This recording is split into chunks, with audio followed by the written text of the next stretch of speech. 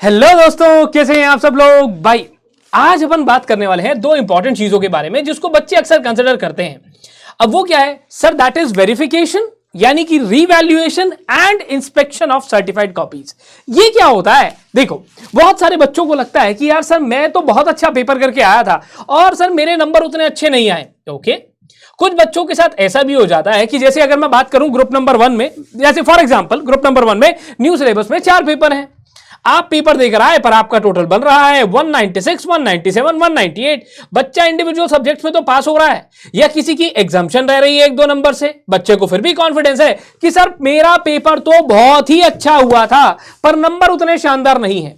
तो क्या सर कोई रास्ता है? मतलब हो सकता है ना एग्जामिनर से कुछ गलती हो गई हो सकता है ना एग्जामिनर कुछ मार्क करना भूल गया हो। अरे नहीं, ऐसा होता नहीं है। पर फिर भी अगर आपको कॉन्फिडेंस है, अगर आपको लगता है, चांसेस कम होते हैं, पर कई लोगों को तो मैंने देखा भी है यार जिनके 4-4, 5-5 नंबर बढ़ गए हैं। अच्छा, ऐसा भी हुआ है और बहुतों के साथ कुछ भी नहीं हुआ है। सो मैं रिवैल्यूएशन के लिए जाना चाहिए, नहीं जाना चाहिए? तो खासकर जो बॉर्डर पे हैं, खासकर जो बॉर्डर पे बच्चा होता है, जैसे 60 मार्क्स आने चाहिए थे एग्जामिनेशन के लिए, उसके 58, 57 ऐसा कुछ रह रहा है। जो बच्चा कहीं ना कहीं हमने देखा है 200 मार्क्स चाहिए थे 400 में से 195 से ऊपर हो, रिस्क ले सकते हो, रिस्क लेने वाली बात है, पर इसके भरोसे मत बैठ जाना। सबसे पहला डिस्क्लेमर मैंने यही दे दिया। अब सर ये रीवैल्यूएशन होता क्या है? क्या पूरी की पूरी कॉपी को दोबारा चेक करते हैं? आपके आंसर्स को नहीं चेक किया जाता, इसके अंदर आंसर्स को नहीं चेक किया जाता, टोटलिंग चेक की जाती है। और यह चेक किया जाता है कि भैया कहीं गलती से कोई ऐसा तो नहीं है कि टोटलिंग में मिस्टेक हो गई हो या कोई आंसर आपका छूट गया हो।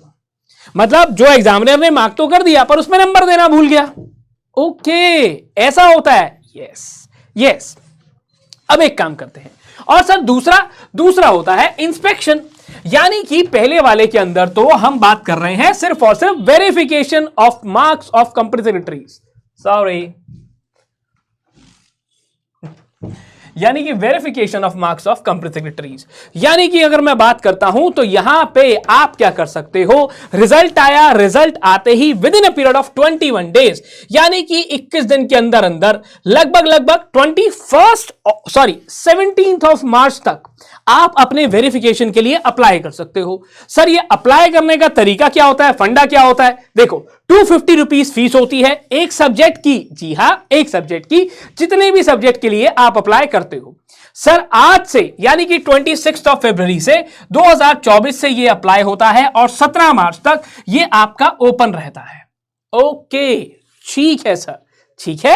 अब 17 मार्च से पहले ये काम करना होता है। दूसरा होता है इंस्पेक्शन। अब ये इंस्पेक्शन क्या होता है? Inspection of certified copy. हम लोग हमेशा बार बार बात करते हैं ना कि बेटा हमेशा आपको सीखना होता है, there should be learning from your own mistakes. कह रहा ओके, लर्निंग फ्रॉम मिस्टेक्स। हाँ, एक बच्चे को हमेशा पता होना चाहिए कि वो क्या गलती पेपर में करके आया है, जिस गलती को वो दोबारा ना दोहराए। ओके, तो सर क्या मैं अपनी आंसर शीट मंगवा सकता हूं? हां, मंगवा सकते हो। आप मंगाकर चेक भी कर सकते हो कि आपने कहां पर कौन सी गलती करी है। जब आपको लगता है पेपर तो बहुत अच्छा हुआ था पर पता नहीं गड़बड़ कैसे हो गई, तो ये आंसर शीट्स को भी मंगवाया जा सकता है। इसके 2 तरीके होते हैं, एक ऑनलाइन, एक ऑफलाइन। सर ऑनलाइन कैसे होता है, ऑफलाइन कैसे होता है, दोनों बारे में बात करेंगे। और इसके लिए फिर से जो फीस होती है, मतलब इंस्टीट्यूट सर हमारी आंसर कॉपी हमें देगा कि ये ले भैया चेक कर ले, अपना रिजल्ट देख ले, ऐसा होगा? बिल्कुल ऐसा होगा, पर उस कॉपी को कहीं भी शेयर करना मना है। अच्छा, 2023 में जो मीटिंग हुई थी उसका आउटकम बता रहे हो? यस, उस कॉपी के सिर्फ और सिर्फ आप ही मालिक हैं, उसे किसी और को मत दे देना भैया। अब फिलहाल और बात करते हैं, ये इंस्पेक्शन के लिए क्या करना होगा। यहां पर आपको टाइम दिया गया पर अब 30 डेज का टाइम है। वेरिफिकेशन के लिए टाइम है 21 डेज, इंस्पेक्शन के लिए टाइम है 30 डेज का, यानी कि 26 मार्च तक एग्जामिनेशन फॉर्म 25 को क्लोज होगा। यहां पर है ना 26 तारीख तक, मतलब सॉरी सेमी डेट है। यहां पर 26 तारीख तक 2024 तक आपके पास पूरा टाइम है। आप अप्लाई कर सकते हो कि लाओ जी मेरे को मेरी एग्जामिनेशन की कॉपी दिखा दो। अच्छा, तो सर ये दिखाएंगे भी? हां, इसके 2 मोड हैं। पहला कि आपको कॉपी चाहिए अपनी ईमेल आईडी पर, या तो दूसरा है ऑफलाइन। अब ये ऑफलाइन में क्या होता है, ऑफलाइन के अंदर आप इंस्टीट्यूट पे जाते हो और वहां पे जाके अपना आई कार्ड लेकर जाते हो, वहां पर जाके आपकी कॉपी रखी होगी, उस कॉपी को आप इंस्टीट्यूट में जाके चेक कर सकते हो। और ऑनलाइन में क्या होगा, आपकी ईमेल आईडी पर एक स्कैन कॉपी भेज दी जाएगी। सर प्रिंट आउट नहीं आएगा घर पे, ना ना ना ना, आपकी ईमेल आईडी के ऊपर स्कैन कॉपी भेज दी जाती है। अच्छा, ऐसा भी होता है। और ये काम कैसे करता है बताता हूं। आपको ये तो पता ही होगा सर, हाँ स्मैश, यहीं पे तो एग्जामिनेशन फॉर्म भर के आया है, अभी भर दिया, देरी तो नहीं करी ना देरी नहीं करी तो अच्छी बात है। अब मैं बताता हूं ये वेरिफिकेशन का काम चलता कैसे है। अब उसके बाद दोनों में डिफरेंस भी बताऊंगा। वेरिफिकेशन पे जाने के लिए आप अपने अकाउंट पे लॉगिन करते हो, ठीक है। आपको सबसे पहले अपना पासवर्ड पता है तब तो बहुत अच्छी बात है, नहीं पता है तो भैया उसे फॉरगेट करके रीसेट कर लेना।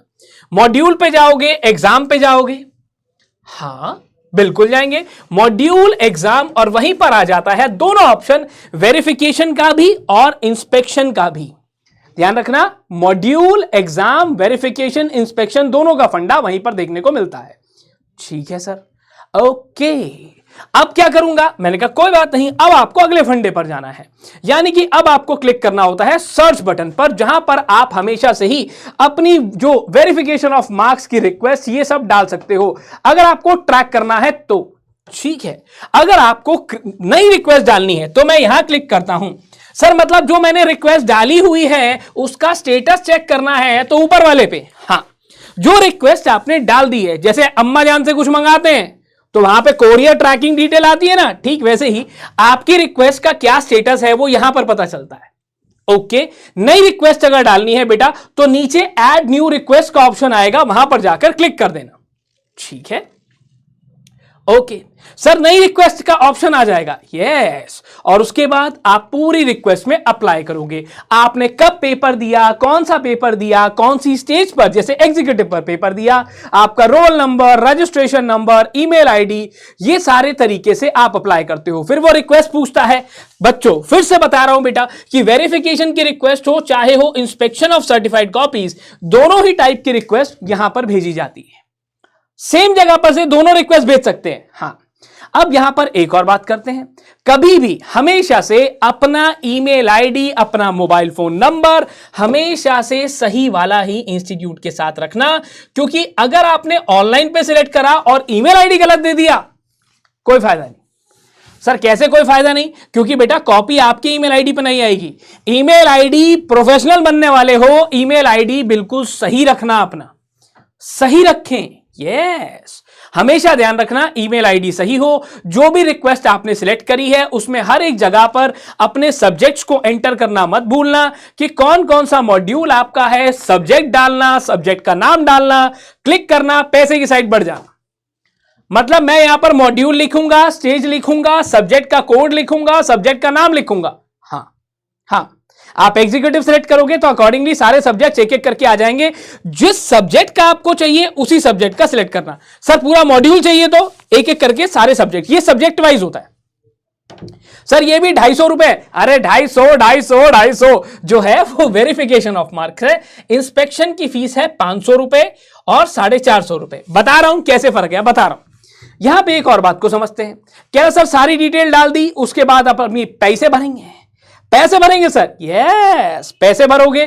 फिर से बोल रहा हूं, पैसे भरने के बाद जो आपके पास रिक्वेस्ट आती है, ट्रांजैक्शन आईडी आती है, उस ट्रांजैक्शन आईडी को मत भूलना, ट्रांजैक्शन आईडी का पूरा ध्यान रखना। ओके सर, ऐसा करने के बाद बस बिंदास काम खत्म। ये आ गई आपकी रिसीट जनरेट हो गई। रिसीट जनरेट होने के बाद आपको एक एक्नॉलेजमेंट नंबर मिल जाएगा और आप अपनी पेंडिंग रिक्वेस्ट का स्टेटस वहीं पर जाकर, जैसे मैंने यहां पर बताया भी था, वहां पर जाकर चेक भी कर सकते हो कि आपका अभी एप्लीकेशन नंबर डालकर रिक्वेस्ट टाइप को सिलेक्ट करके आप देख भी सकते हो मेरी एप्लीकेशन की कार्यवाही कहां तक पहुंची है। ओके, अच्छा सर एक और चीज बताओ। हाँ एक और चीज, तो ये कितने टाइम में हो जाएगा सारा का सारा काम? बताता हूं, सब बताता हूं। अगर मैं बात करता हूं वेरिफिकेशन ऑफ मार्क्स के लिए, आपके पास टाइम होता है within 21 days from the date of result. बच्चों इसको फाइल करना जरूरी है अगर आप करना चाहते हो तो। सर इंस्पेक्शन के लिए 30 डेज का टाइम होता है। ठीक है, मतलब भाई एग्जाम फॉर्म वाला फंडा सेम है। Yes same. कह रहा अब यहां भी स्मैश पोर्टल पे जाना है, यहां भी। अगर आप इंस्पेक्शन ऑफ आंसर शीट करते हो, सर फीस है 450 रुपए और यहां पर 500। सर ये इंस्पेक्शन में और सप्लाई में क्या फर्क है? इंस्पेक्शन का मतलब होता है कि आंसर शीट इंस्टीट्यूट के यहां रखी होगी, मैं इंस्पेक्ट करने के लिए वहां जाऊंगा, अच्छा वहां जाकर देख कर आऊंगा। सप्लाई का मतलब है कि मेरे पास मेरी ईमेल आईडी पर वो लोग मेरी आंसर शीट को भेज देंगे। अच्छा ऐसा होने वाला है? जी हां, इसे इंस्पेक्शन ही कहते हैं। कह रहा ओके। वेरिफिकेशन के अंदर फिर से बता रहा हूं, ध्यान से देखना बेटा, नो रिवैल्यूएशन ऑफ आंसर और आंसर बुक इज परमिटेड। आपके आंसर्स को रिवैल्यूएट नहीं करेंगे, दोबारा से कॉपी चेक नहीं होगी। जो भी क्वेश्चन आपके मिस हो गए हैं, अगर कभी ऐसा हो जाता है या कभी ऐसा हो जाता है टोटलिंग में मिस्टेक आ जाती है, उसको हम यहां पे कवर करेंगे। मैं कहा ठीक है सर, दोनों अलग अलग डाल दूं? नहीं, इंस्टीट्यूट ने साफ साफ बताया कि इंस्पेक्शन के अंदर और सप्लाई के अंदर द इंस्टीट्यूट हमेशा आंसर बुक को चेक करेगा concerned in the same manner. मतलब इंस्पेक्शन पे जा रहा हूं तो वेरिफिकेशन साथ में आ रहा है। हां, अगर मैं इंस्पेक्शन पे जा रहा हूं तो वेरिफिकेशन साथ में आ रहा है। ओके ठीक है सर, ठीक है, समझ गए। मतलब अगर आप सप्लाई पर भी जा रहे हो, the institute check answer book of candidates concern in same manner. जैसे बेटा यहां पर चेकिंग होती है, इधर दोनों भी सेम चेकिंग होकर, सेम वेरिफिकेशन होकर ही आपको मिलेगी। मैं कहा ठीक है, ओके। अच्छा टाइम कितना लगेगा? 6 से 8 हफ्ते इंस्टीट्यूट ने आपसे मांगे हैं, उतने के अंदर अंदर आपको पता चल जाएगा। सर अच्छा ये वेरिफिकेशन ऑफ रिजल्ट जो होते हैं, VOM जिसे हम बोलते हैं, वेरिफिकेशन ऑफ मार्क्स, इसमें रहेगा क्या? कुछ भी नहीं। आपके जो मार्क्स हैं, आउटकम जो होगा वो आपको वेबसाइट पर ही दिख जाएगा। आप अपना रोल नंबर डालो और वहां से कॉपी डाउनलोड कर सकते हो। अगर कुछ बढ़ता है तो भी, सर कम तो नहीं हो जाएंगे? कम नहीं होते हैं भैया, कम नहीं होते हैं कभी भी, या तो बढ़ेंगे या उतने ही रहेंगे कम हो जाएंगे। इंस्पेक्शन के लिए कहां जाना होगा? ICSI नोएडा वाले सेंटर। नोएडा वाले सेंटर, हां अच्छा नोएडा में कहां पे? अरे ICSI नोएडा वाला सेंटर नहीं देखा? Sector number 62 Fortis hospital. अच्छा ऐसा। अच्छा जिन लोगों के पास में है वो जा सकते हो, जिनके लिए दूर है तो भैया सप्लाई मंगवाना ही ठीक है, मंगवा लेना ही ठीक है। आपकी स्कैन कॉपीज आपके ईमेल पे आ जाएंगी, वो ठीक है। कह रहा ओके ठीक है। कह रहा सर ये वेरिफिकेशन वाला जो है, अगर मान लो कुछ चेंज आ जाता है, वैसे तो आपके घर पे भी मार्कशीट अपडेटेड वाली फिर आ जाएगी। अच्छा ओके, आसान है। फिर भी अगर किसी भी बच्चे के मन में अभी भी कोई भी क्वेश्चन है तो मुझे बता सकता है। एक चीज फिर से रिपीट कर देता हूं कि बेटा अगर आप लोग इंस्पेक्शन करवा रहे हो, फीस इज 450, और अगर अपने पास मंगवा रहे हो यानी कि ईमेल आईडी पर मंगवा रहे हो तो 500 रुपीज की फीस अप्लाई होती है।